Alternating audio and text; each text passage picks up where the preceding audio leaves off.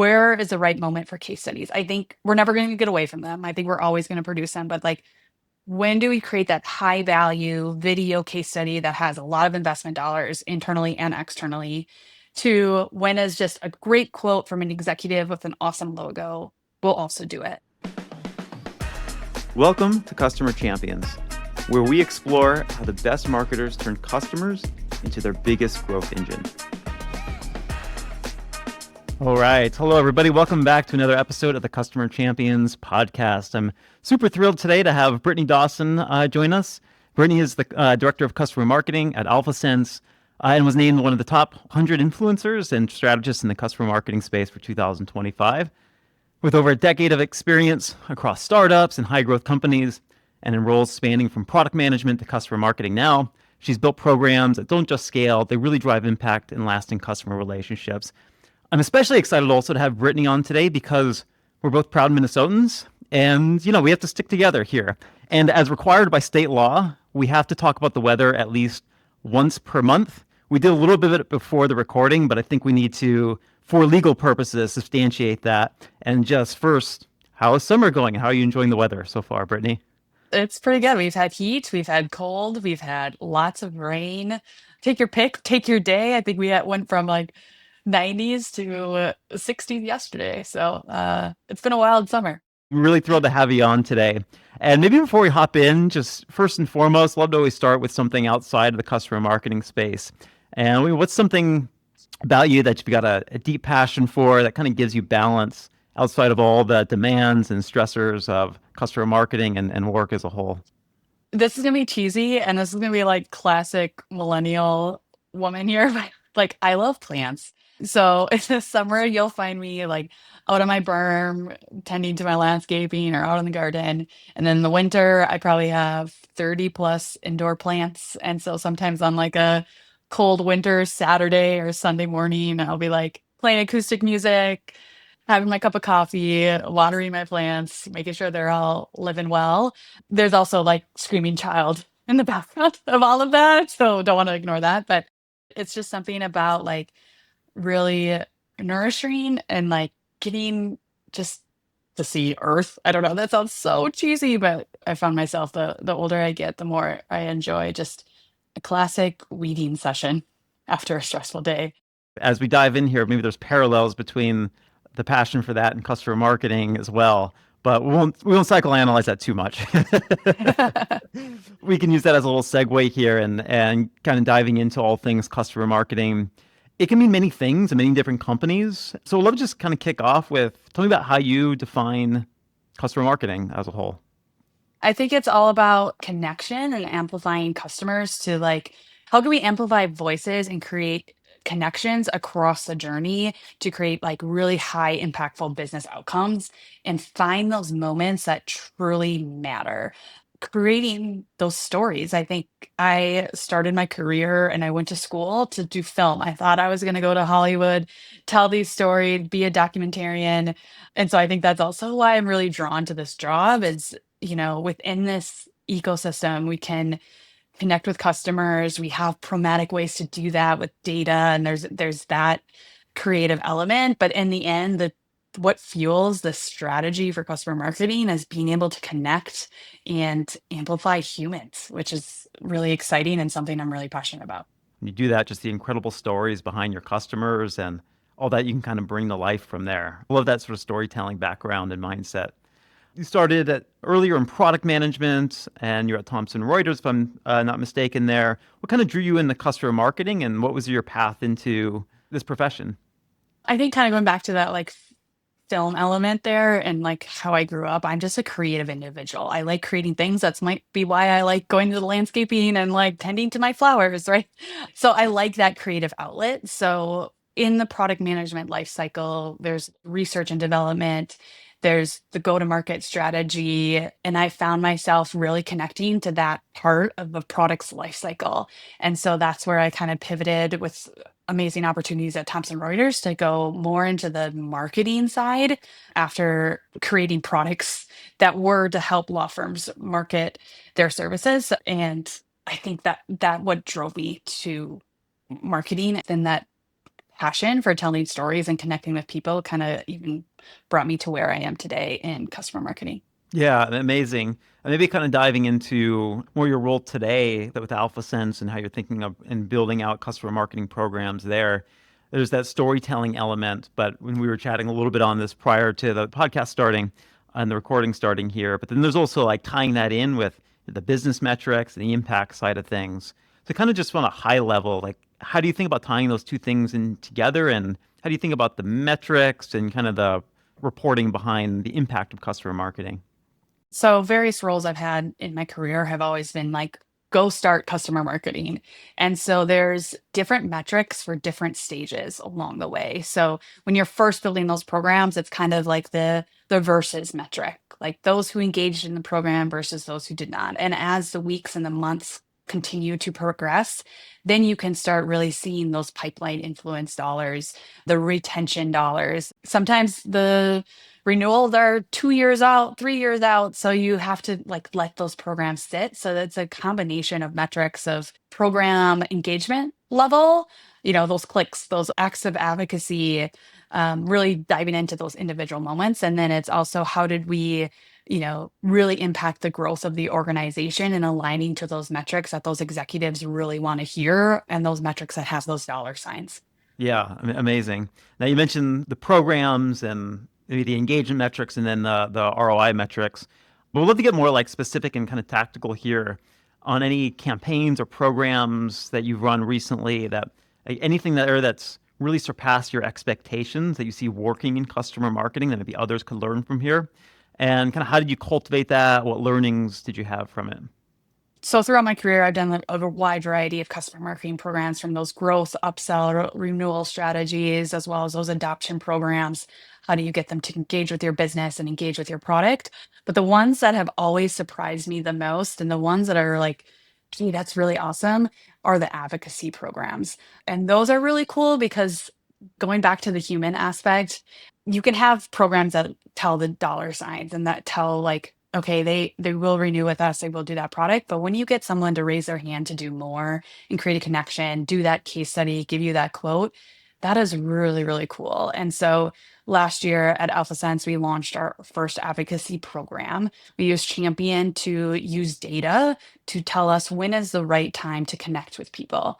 Again, finding those right moments to connect with those individuals. We 2x our goal of the number of advocates we were expecting in the financial services space, because we knew that our customers wanted to connect with us. So we had this like perception that our customers just want to use our services, use our products. But when they raise their hand to do something with you, you're like, hey, that's really cool. And so the learning there is use the data to find the right moments to connect.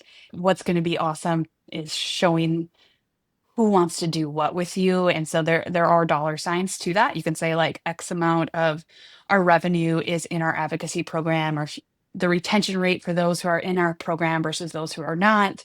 But in the end, you're like connecting with people. And so getting them to be a speaker, provide a quote, do a case study with us is really, really cool. Yeah. Well, one thing I'd love to dive a little further into there, because a lot of folks we speak with and work with, there's many different sort of personas behind the customer and who that is. You mentioned financial services and finance companies. I imagine maybe are a little more reluctant at times to do these types of activities or actions. Any advice for folks that maybe are in a certain vertical or space where there's an argument of, well, I don't think our customers really want to be interacting in this capacity or way. I think that's a common challenge that folks face in different verticals. Is that something you've come up against, and kind of how have you tackled that? I don't have a secret answer for this. I think it's still challenging no matter Yeah. what. And I think when I talk to some other customer marketers, I think we're all kind of experiencing the access to information on the internet, especially with AI, is making our jobs even harder, because the minute you publish something, those LLMs are going to find that and find a way to use it and frame it. So it's getting harder.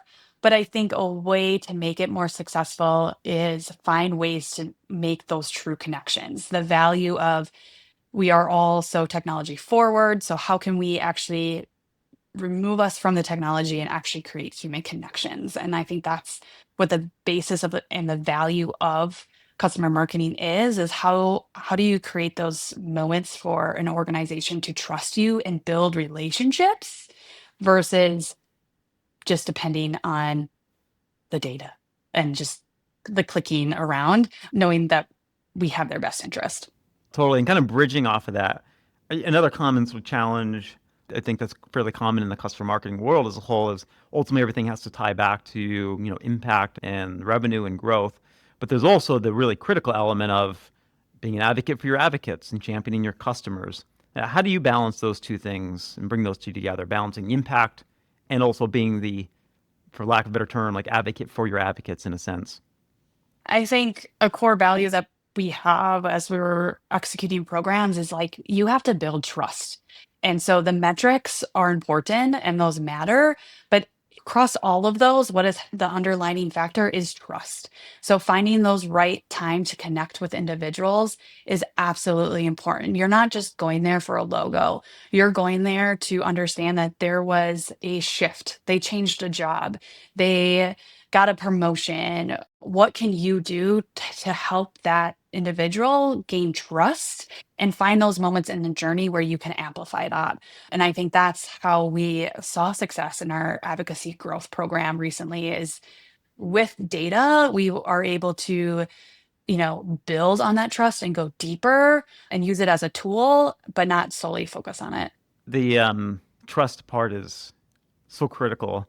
And I know, Gianna Scorsone quite well. Also, something you said that just really resonates is it's not a logo. It's something we talk about a lot as well. The customer is a human, and there are humans behind that logo.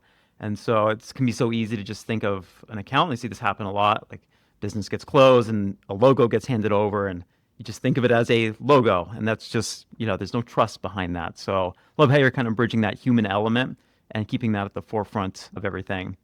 And maybe bridging again off of that, the human versus AI. This is the topic of the hour, the topic of the decade right now. But kind of looking into that, how do you sort of balance keeping that human element, that trust, and AI together? And maybe more broadly, like how are you thinking about and leveraging AI to help make that human element and that trust factor more at the forefront? AI is changing everything, right? And it's really like revolutionizing some of the fundamentals of like how we built these best practices and the playbooks that we've gotten today. But I think how we're using AI is to make those advocacy moments feel more human rather than less. And so personalization is always been a topic in marketing in general. Like everyone wants to make sure that they're connecting with the right person at the right time with the right message. And so we're trying to use AI to enhance all of our personalizations and the way that we connect and when we connect, but it's not going to replace what the core value of what we need to do, and that is human connection. There's a continuous thread here on just human connection and that sort of empathy end and making sure that trust is built. It's probably, yes, with customers. I think a unique thing also with customer marketing, and I think in our work together as well, and I've seen you, had the opportunity to see you operate as well. Another critical part is how you build trust internally across different stakeholders, across an organization. And customer marketing is this unique thing that sits across so many different roles and requires that to kind of stitch together the customer journey. Just maybe take me through how you approach internal alignment, internal communications, and just marketing your work internally to kind of build that, cohesion internally. For internal communication, it might just be my own like professional and personal personality, but I always lead with empathy. Knowing what is that individual, what is that team, what are their goals, what are their day to day, what's keeping them up at night, and how can I help them? And making sure that from a account management CS perspective, like my goal is also to help you retain that customer, improve adoption, making sure that customer is having a positive experience. And so, how can I connect my programs to what their goals are? And how can we not only make the external experience better, but how can I help make the internal experience better? And timing is important. Like knowing it is end of the quarter. It is not a good time to go ask for, hey, will you review this list for this type of program? No one likes that task, by the way. So, like, try to get away from that. But how can you time it as well as making sure that that message is very concise and to the point because everyone is busy all the time. So making sure that you're very clear on like what does it mean for them? What's in it for them? Making sure you build trust that way, that you are empathetic to their current workload, their current mission, their current goals. And the last thing I'll add to this is as much as we want advocates to sell our service or our software, use that internally, making sure that you have internal advocates and internal participation. So you can use that as like, I partnered with someone like you, and this is what their experience was. This is what their feedback was. So, for example, we're doing a pilot right now. And so it's getting the engagement from the revenue organization, having their experience, taking their feedback and then improving with their feedback and then using that for the full launch of that program as well. I think it's absolutely critical. It's amazing. You have ongoing syncs, weekly syncs with success teams or whatever it is. I'm just throwing a random example out there. But like tactically, like how do you kind of continue to make that happen on an ongoing basis? Is it just kind of relationship building? Do you get things in the calendar? Like, is there goal setting and then you're like every quarter you're sitting down with the other teams and kind of figuring out what their goals are? How do you stitch all that together in the end? It's a combination of all of that. I think pending the project and the mission, I think stepping back to like a start of a program or a start of like building a team, it's a lot of engagement early and often as well. So you might set the stage. Like I remember multiple companies I've started at working with leadership. It might be a bi-weekly, it might be weekly sometimes, depending on like, I need to understand the landscape. I need to understand how we partner. What's the strategy? And then over time, it kind of morphs into those monthly or like, hey, for this project, let's create this lane Slack channel. This is where the updates go here. But I think it's also having a lot of context on the entire marketing organization and how they're connecting. So I've ran into situations where it's, okay, you are a key stakeholder in customer marketing, but there's also other aspects of marketing that are connecting with these leaders. So it's not only external marketing alignment, but making sure there's internal marketing alignment. So there is a meeting cadence that we have right now that is like, all CS leaders and all leaders that own customer programs connect with all of us on a monthly basis. And so making sure that we're also showing a cohesive strategy externally for marketing. Does that change at all when you start thinking of like demonstrating impact or communicating with the C-level, CMO, CRO, whoever it might be? Is there any particular nuances to how you're communicating on that front? And there might be particular metrics you're zoning in on, retention, expansion, et cetera. But kind of any learnings there? And I think one thing that we've aligned on, many are continuing to see in customer marketing, is just the strategic importance of this as a critical growth engine. So it's kind of curious in your vantage and how you bring that back into the C-level conversation that kind of demonstrate the impact that customer marketing is having on the org. Yeah. So kind of going back to like the foundational building of customer marketing programs, we are really quick to go to those easy stats of like, there was this open, there were these clicks, there were these total advocates and the total engagements, reviews, references, what have you. But really, in the end, you need to pull that up to those key metrics that the organization is focusing on. And those are the ones with the dollar signs or the retention rate, the growth rate. And one thing that we're doing that I'm really excited about is with Champion, we're tracking all these engagements. And so we're able to say all the low hanging, easier metrics, I would say. But we have started implementing Champion engagement data over to Salesforce so we can get it into our visible attribution model. So having that advocacy attribution is going to be a game changer and being able to put dollar signs to that attribution model, which is going to be really, really cool. I haven't seen we still have to let the engagement happen and let it build, but I'm excited to see those numbers and being able to communicate that. I love that. And it's actually the first time I've heard somebody bringing that advocacy, engagement, impact into a centralized tool like Visible on the reporting end. I was a long time customer of Visible as well in past roles. And kind of a theme behind that then is centralizing that in the places where your executives are looking so that there is one central source of truth. Oftentimes, and I used to get frustrated by this, which is one team's giving me numbers and then I've got another team giving me numbers and then another team giving me numbers. They kind of contradict, like somehow the end revenue number is this, and then it's like 180% or 1,000% impact if I bring everyone's together, and it's almost impossible to stitch it all when you get these sort of siloed Yeah. data sources. So really amazing, anyways, that you're centralizing all that in one consolidated view and bringing the advocacy engagement data into that. I haven't really seen that as often as I think is necessary. So I think that's a major takeaway for anybody else is just to bring all that data together in the Yeah. end.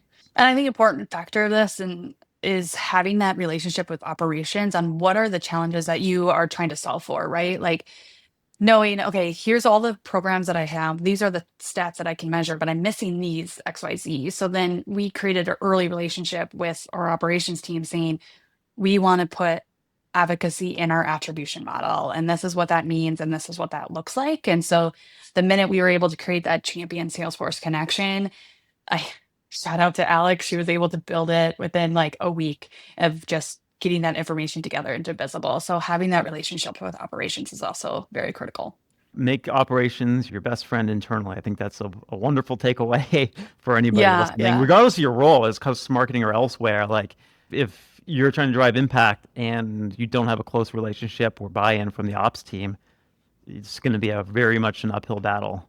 I'm a very creative visual person, so sometimes those operation conversations are like not the fun ones, but they're also the most critical ones, and those are the ones that will also create the foundation so you can communicate all these stats up to leadership. Yeah, amazing. Kind of zooming out a little bit more high level reflection, just trends in customer marketing as a whole. Anything that's happening in the space, and there's a lot of change happening in the space holistically. But yeah, anything that you see happening by other practitioners or by other professionals you just think is just an overrated sort of practice right now. There's lots of things in like the digital marketing space, right? Like with where AI is going today, understanding how to use that data to create very effective growth, adoption, advocacy programs. But at the core, there's also something that we've always had to produce, we've always had to create customer content. And I think I don't have the answer to this, but like, I guess the hot take is like, what do we do with case studies? What do we do with quotes? What do we do with logos? What do customers really care about? And like, I'm engaging in my own like purchase decisions on like how do I, ask ChatGPT what to do and like what that is. Where is the right moment for case studies? I think we're never going to get away from them. I think we're always going to produce them, but like when do we create that high value video case study that has a lot of investment dollars internally and externally to when is just a great quote from an executive with an awesome logo? We'll also do it. And then how do you get those out in the world? If it's on your website, if it's social media, paid ads, like how do you use that content and which type of that content do you use based on the journey? Like that is a crazy, crazy puzzle that I don't have the answer for. And so in the end, I think it's like, how do we make sure that we focus on authentic, diverse voices and making sure that we're flexible and effective at the same time? The static case study is being challenged right now. It'll be interesting. It's funny. I don't think there's been ever been an organization or a sales organization or go-to-market org as a whole that said, "Oh yeah, we have plenty of case studies. We never need another one." But at the same time, it never feels like on the production end or producing them that they're ever being leveraged to the degree that you thought they were going to be leveraged. I don't know. That's my personal feeling and take from producing Yeah. many in the past. How do you kind of stay agile with what really matters, which is building trust and having the nuanced sort of stories behind the case study and kind of bringing that together in a more modern way to create that sort of connection and trust. But I definitely hear you there. Like that sort of static case study, I think is something that's a must have to some degree, but kind of has to be like leveled off at some point or it can just get out of control. Yeah, and like I referenced earlier, like it's getting harder to get those big case studies and like people are busy. And so it's also like, how do you use AI? Shout out to Gong. How do you use Gong to pull and extract a story so that you don't ask, hey Jeff, can you dedicate another hour to like do this virtual interview or even a full day to do a in-person interview? Like how can we create those stories with the information that we already have and like expedite the production of that? And then the second thing I'll make is like with how fast AI is going, how fast a product and the service is changing right now, the messaging is changing. But with the investment you put in the video or in the long form content, you're going to have to go back and make sure that it's relevant. So where are those like quick snippets to make you as relevant as possible?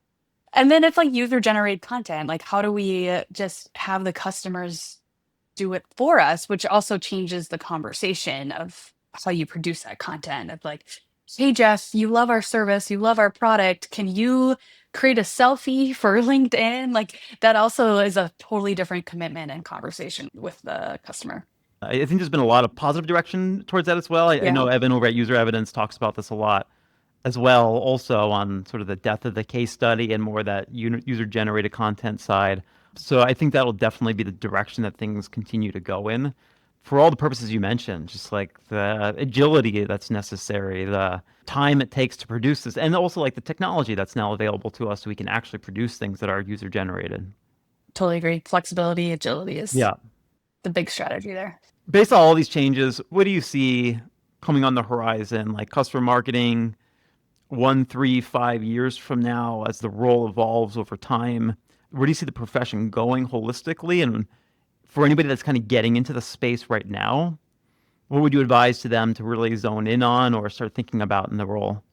There's a evolution that we're definitely going through right now, and it's very exciting. I think a couple of things that excite me from like the traditional one person customer marketing teams that are across the organization today is how do we position customer marketing in the community led growth space and the peer influence. I think there's a lot of chromatic strategies that are there of how do we use the data to drive adoption and to drive growth.